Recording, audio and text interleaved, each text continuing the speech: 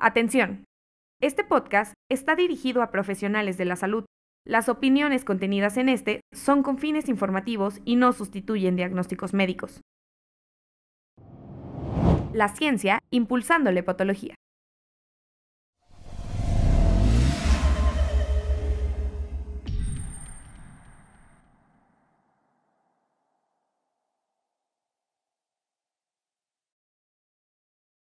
Este episodio fue realizado con la ayuda de Avi Farmacéuticos. Hola a todos, bienvenidos al primer episodio del podcast Hepatoactualidades de la Asociación Mexicana de Hepatología, un canal para compartir entre médicos los fundamentos y las novedades de la salud hepática. Gracias por escucharnos. En esta ocasión hablaremos del Día Mundial de la Hepatitis. ¿Por qué es importante conmemorarlo? Para conversar acerca de este tema, tengo el gusto de presentarles al doctor José Luis Pérez Hernández, presidente de la Asociación Mexicana de Hepatología. Es médico adscrito al Servicio de Gastroenterología y Hepatología en el Hospital General de México, doctor Eduardo Liceaga, desempeñándose además como coordinador de la Clínica de Hígado y profesor titular del curso de posgrado de alta especialidad médica en hepatología clínica y trasplante hepático en dicha institución. Es además miembro del Sistema Nacional de Investigadores Nivel 2 CONACYT, con múltiples publicaciones nacionales e internacionales, incluyendo, por supuesto, acerca de hepatitis virales. Doctor Pérez, bienvenido. Gracias, doctor Lira. Un placer acompañarlo y agradecerle. Inauguramos estos podcasts que durante los 2 años de mi gestión estaremos transmitiendo, uno dirigido a médicos, otro dirigido a pacientes familiares. Y qué bien empezar contigo, Emilio, un extraordinario médico, un buen amigo, y que pues ha puesto en alto el nombre del Hospital General de México, es exalumno. Y bueno, pues le agradezco que haya aceptado la invitación para ser el moderador de esta ocasión. Gracias, Emilio. Gracias, doctor. Para comenzar, tenemos que tener claro que la hepatitis ha sido una de las principales plagas de la humanidad. La historia del descubrimiento de los virus causantes es sin duda una de las aventuras científicas más fascinantes de este medio siglo. La individualización de varios tipos de hepatitis solo surgió después de la Segunda Guerra Mundial. Es por ello que su identificación se ha asociado a hitos que revolucionaron la medicina y la salud pública.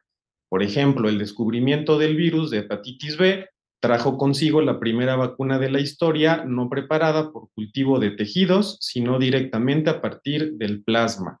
Y por otro lado, el descubrimiento del virus de hepatitis C en 1989 abrió una nueva era, ya que fue el primer virus que se identificó mediante un enfoque molecular directo. Es por ello que la Organización Mundial de la Salud, en su 63ª Asamblea Mundial, celebrada en 2010, designó el 28 de julio como el Día Mundial contra la Hepatitis. Entonces, doctor Pérez, ¿por qué es que nace la conmemoración de este día? ¿Por qué la OMS decidió dedicar un día del año a conmemorar a la hepatitis? Sí, bueno, es un punto muy importante decir que la OMS decidió ponerse una meta para poder erradicar esta enfermedad. Hablamos de hepatitis y nos referimos a hepatitis virales, porque hay otros tipos de hepatitis, autoinmunes, tóxicas por medicamentos, pero este capítulo en particular se refiere a las hepatitis virales que evidentemente son infecciosas y de tal manera que se pueden prevenir, se pueden curar, y esto nos da pie a que podamos intentar erradicar las hepatitis virales a nivel mundial. Es una meta, me parece muy ambiciosa, me parece muy importante y que todos debemos trabajar en función de poder alcanzar esta meta. La OMS decide poner esta meta, decide hacer un día para conmemorar, para que no se nos olvide que existen las hepatitis virales, porque pues es una enfermedad que frecuentemente pasa en forma silenciosa. Entonces es importante tenerlo en mente, que los médicos lo tengan siempre en mente, me refiero a todos, no solamente al hepatólogo, al gastroenterólogo, sino a todos los médicos que tienen contacto con los pacientes, tener siempre en mente los factores de riesgo, buscar en forma dirigida las pruebas de función hepática y estar seguros que nuestros pacientes no tienen la hepatitis viral y si la tuvieran, pues investigarla. De acuerdo, justamente como comenta, a pesar de estos avances tecnológicos, las hepatitis virales continúan siendo hoy por hoy una carga importante de enfermedad hepática a nivel mundial, Hay datos de diversos países que muestran que el número estimado de muertes por hepatitis viral aumentó de 1.1 millones en 2019 a 1.3 millones en 2022, y de ellas el 83% fueron causadas por hepatitis B y 17% por hepatitis C. Entonces, justamente, ¿cómo ha sido el comportamiento de las hepatitis virales en nuestro país, doctor? Sobre todo justo la B y la C, que por su cronicidad sin duda impactan de manera importante incluso a nivel de salud pública. Sí, claro, la hepatitis B en nuestro país por fortuna es menos prevalente, es mucho menos prevalente. El diagnóstico, como bien lo dijo el doctor Lira, data de hace muchísimos años y los factores de riesgo también son conocidos. La hepatitis C tiene una prevalencia un poco mayor que la hepatitis B. Hay datos epidemiológicos respecto a la prevalencia de esta enfermedad, pero también hay que tener en cuenta que muchos pacientes tienen la enfermedad y no están diagnosticados. Eso es un punto muy importante. O sea, sí podemos hablar de números de prevalencia en cuanto a hepatitis C, pero hay que tener en mente que muchos pacientes pudieran estar no diagnosticados. Muchos pacientes llegan a los servicios de urgencias ya en una etapa de cirrosis y al final nos damos cuenta que la cirrosis fue secundaria a la hepatitis viral tipo C. Entonces, pues vale la pena tener en mente estos datos para buscar en forma intencionada, insisto, este tipo de enfermedades infecciosas. De acuerdo, justamente la Organización Mundial de la Salud eligió el 28 de julio para conmemorar las hepatitis virales por ser el día de nacimiento del doctor Baruch Blumberg, quien fue incluso ganador de premio Nobel por el descubrimiento de la hepatitis B y desarrollar una prueba diagnóstica que, como bien nos comentó, pues ya data de mucho tiempo atrás. Entonces, en nuestra actualidad, ¿qué retos tenemos en el diagnóstico y tratamiento de la hepatitis B? Pues hay muchos retos, por supuesto, diagnosticar a aquella población que tiene factores de riesgo para adquirir esta enfermedad. Es importante hacer anticuerpos, que son más baratos que cargas virales, para buscar en forma intencionada a estos pacientes, buscar población que tenga factores de riesgo, los clásicos ya lo sabemos. Esto de las transfusiones sanguíneas, pues por fortuna cambió mucho, porque después de 1991, 92, que se pudo tener ya el diagnóstico de hepatitis C, prácticamente la sangre que se transfunde en los bancos de sangre como tal no tienen hepatitis C, pero hay muchos pacientes que pudieran adquirir este virus, no por transfusión de plasma, plaquetas, sangre, sino por otros factores como compartir agujas, como la historia quizá de atención hace muchos años en los servicios de odontología que no se esterilizaban este tipo de material y también por intercambio de equipo, que por ejemplo puede ser el rastrillo, todo esto que puede tener sangre.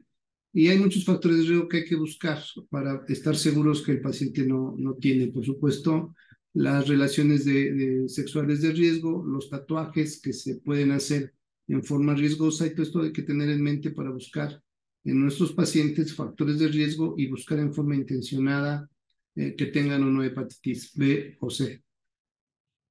Claro, y justo un riesgo potencial de las hepatitis virales, pues es el desarrollo de carcinoma hepatocelular. Por citar un ejemplo, la eficacia de la vacunación contra hepatitis B ha hecho que estas tasas, sobre todo en países asiáticos donde hay mayor prevalencia, baje de hasta un 27 a 17%. Entonces, ¿qué nos puede platicar acerca del papel que tienen los virus de hepatitis en el desarrollo de carcinoma hepatocelular? Sí, es muy importante y es una excelente pregunta. Hablando de hepatitis B en particular, es un virus que se mete dentro del núcleo del hepatocito y esto induce cambios, incluso a diferencia de la hepatitis C, que habitualmente la primera etapa es desarrollar cirrosis y después hepatocarcinoma. En hepatitis B no es necesario que el paciente tenga cirrosis, de hecho, antes de tener una fibrosis avanzada puede tener un hepatocarcinoma y esto se explica por el recambio celular que es mucho más aprisa, pues, y que puede inducir cambios en el DNA del hepatocito y esto inducir hepatocarcinoma. Y en los pacientes que tienen cirrosis por hepatitis C, el riesgo de tener un hepatocarcinoma es muy alto. Se calcula que son 300 veces más el riesgo de tener hepatocarcinoma comparado con una población que no tuviera esta enfermedad, de tal manera que el hepatocarcinoma nos está alcanzando, será un problema de salud muy grave en los próximos años. Y si nosotros diagnosticamos y tratamos a pacientes con hepatitis B o hepatitis C en etapas iniciales y los podemos curar, que es un punto muy importante, que sí se pueden curar, podríamos evitar a los pacientes que lleguen a tener cirrosis e incluso que lleguen a tener hepatocarcinoma. Claro, y justamente cómo podemos buscar o prevenir el desarrollo de carcinoma hepatocelular en estos pacientes. Sí, bueno, pues obviamente primero es diagnosticar que tengan o no la infección, hepatitis B o hepatitis C es el primer punto. Y si la tienen, pues hay que darles tratamiento. Para hepatitis B hay tratamientos efectivos que si bien no curan a los pacientes, los pueden controlar. Eso es un punto muy importante. Hepatitis B es muy complicado curarla como tal, pero se puede controlar, llevar las cargas virales a ser casi indetectables, recibir tratamiento por muchos años, pero esto mantener controlado al virus. Y en cuanto a hepatitis C, en los últimos años los avances en cuanto al conocimiento del virus, a su replicación, su ciclo que tiene, ha sido pie para poder tener medicamentos muy efectivos. Antes el tratamiento que se tenía, interferón ribavirina, curaba a menos de la mitad de los pacientes y ahora con los nuevos antivirales de acción directa estamos hablando que los pacientes pueden alcanzar una curación de hasta el 95-98%. Si nosotros curamos a estos pacientes, les quitamos el virus, disminuimos el riesgo de o progresión de fibrosis o desarrollo de cirrosis y por supuesto también limitamos el riesgo de que tengan hepatocarcinoma. Claro, y esto que menciona es un punto relevante. El avance en la terapia contra el virus de hepatitis C ha sido todavía más espectacular y es realmente una revolución en el tratamiento de enfermedades infecciosas. Como menciona, pues incluso al comienzo del tratamiento con interferón, pues menos del 10% de personas se curaban y ahora ya puede ser superior a 95%. ¿Qué nos puede platicar un poquito de esa historia? ¿Cómo fue que pasamos del interferón a los antivirales de acción directa y que por ello ahora son pues los medicamentos angulares para el tratamiento de la hepatitis C? Sí, la historia es interesante. El interferón que se inició, de hecho nosotros producimos siempre interferón. A alguien se le ocurrió decir, bueno, es que si el interferón tiene una propiedad de eliminar a los virus, pues vamos a darles interferón, pero el interferón tiene efectos secundarios importantes, da escalofrío, da fiebre, da dolor muscular, puede generar anemia, puede tener trastornos psiquiátricos, puede tener trastornos tiroideos, y el interferón se fue modificando de ser un interferón simple, después fue pegilado para que tuviera una vida media más extensa. Se agregó ribavirina al tratamiento, pero desafortunadamente eran más los efectos secundarios que el beneficio. Se curaban el 45-50% de los pacientes con un tratamiento de un año donde la pasaban verdaderamente muy mal. Pero después de conocer a detalle el ciclo vital del virus de hepatitis C, se pudo diseñar medicamentos que actúan y así se llaman antivirales de acción directa, y lo que hacen estos medicamentos es inhibir la replicación del virus con muy pocos efectos secundarios, prácticamente ninguno, y esto dio pie a que el tratamiento tuviera un giro muy espectacular y de pasar de tener un 50-55% de eficacia, se pasa a una eficacia de 95, 98 y en algunos casos 100% con estos medicamentos que son, y así se llaman, pangenotípicos, panfibróticos, y que tienen muy pocos efectos secundarios y que han dado un vuelco a la historia de la hepatitis C a nivel mundial. Claro, y justamente pues esto es lo que ha llevado a que prácticamente si encontramos anticuerpos positivos contra hepatitis C y carga viral positiva, pues ahora tratemos a todos los pacientes, pero en el pasado pues un grupo relegado precisamente por los efectos del interferón eran los pacientes con cirrosis y hepatitis C. ¿Qué hay en la actualidad? Ya podemos tratar a estos pacientes con cirrosis y hepatitis C. ¿Qué debo hacer para decidir tratarlos? ¿Cambian los esquemas? ¿Qué nos puede platicar acerca de esta población? Sí, una población que se fue beneficiada en todos los sentidos, como bien dice el doctor Lira antes, una contraindicación absoluta de tratamiento para hepatitis C era que tuviera cirrosis. Si el paciente tenía cirrosis, estaba fuera de tratamiento. Ahora no, ahora los nuevos esquemas permiten el tratamiento de cirrosis compensada con buenos resultados, e incluso cirrosis descompensada. Estamos hablando de pacientes con Child-Pugh-C que en forma cuidadosa tienen que ser tratados con un tiempo mayor, 24 semanas, evaluando si requiere o no ribavirina en casos individuales, pero que pueden alcanzar una curación, y lo más importante, y lo hemos visto, que después de curar a estos pacientes de la infección viral, hay un fenómeno de mejoría del estado de la cirrosis. Se llama recompensación, y los pacientes pueden recompensarse, incluso pasar de un Child-Pugh-C a un Child-Pugh-B, o incluso los del B pueden pasar a un Child-Pugh-A, y la calidad de vida pues se modifica a favor, es decir, son pacientes que les va mucho mejor cuando sí los tratamos. Claro, ya mencionaba hace un momento precisamente esta iniciativa de erradicar la hepatitis C hacia 2030, que ya estamos cada vez más cerca y aún tenemos mucho por hacer. ¿Qué retos considera que tenemos todavía específicamente en nuestro país para erradicar la hepatitis C y cómo podemos trabajar para mejorarlos, para vincular de mejor manera a los pacientes a un tratamiento?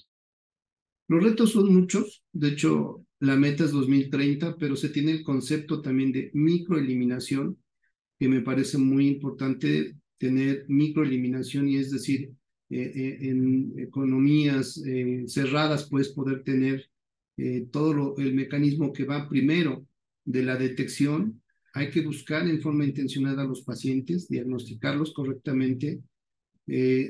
Primero son los anticuerpos, que no hacen el diagnóstico de hepatitis C, se hace la sospecha y se confirma con carga viral, eso es muy importante.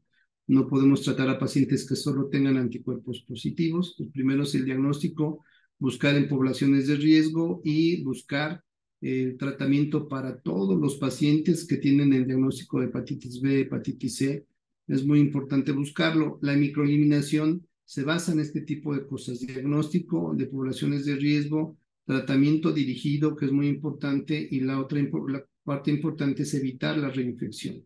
El informar a la población en general cuáles son los factores de riesgo, que si van a tatuarse, que utilicen agujas nuevas, estériles, tinta nueva, estéril, y las prácticas de riesgo que pueden ser relaciones sexuales sin protección, para que eviten reinfectarse. Es muy importante. Y bueno, los usuarios de drogas también se conoce que es una población que frecuentemente se reinfecta, y la obligación de nosotros los médicos es informar puntualmente para evitar que los pacientes tengan reinfecciones. Primero, insisto, los retos son diagnosticar en forma global a todos los pacientes, perfilarlos para un buen tratamiento, medir el grado de fibrosis en todos los pacientes, que es muy importante. Las cirrosis en etapas iniciales son asintomáticas, pero hay que tenerlo siempre en mente, que hay que pensar que el paciente que tiene hepatitis C puede tener cirrosis no diagnosticada, y después de eso enfilarlos a su tratamiento individualizado.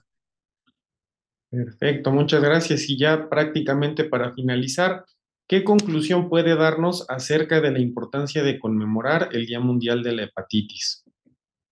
Me parece que es un hito muy importante el conmemorar, es decir, vamos a difundir nosotros los médicos, lo que es los medios de comunicación, todos, que existe esta enfermedad, cuáles son los factores de riesgo, que estamos obligados a buscar en la población de factores de riesgo pacientes que tengan hepatitis B o hepatitis C, y perfilarlos. O sea, el Seguro Social, el ISSSTE, Secretaría de Salud tiene tratamiento para esta enfermedad. Es muy importante decirlo, que es gratis en todas estas instituciones. El medicamento es muy caro, pero se cuenta en el sector salud con el medicamento, y evidentemente es muy importante buscar y tratar. Y si tratamos esto, podremos disminuir la carga de pacientes que iban a tener cirrosis, pero que ya no la van a tener, y eso a mediano o largo plazo es ahorrar muchos recursos. Muy bien, doctor, muchas gracias. Agradezco su amable participación y agradezco, por supuesto, también a la audiencia por estar con nosotros en el primer capítulo de este podcast. Esperen la próxima edición de Hepatoactualidades de la Asociación Mexicana de Hepatología en el mes de agosto. Muchas gracias. La Asociación Mexicana de Hepatología presentó La ciencia impulsando la hepatología.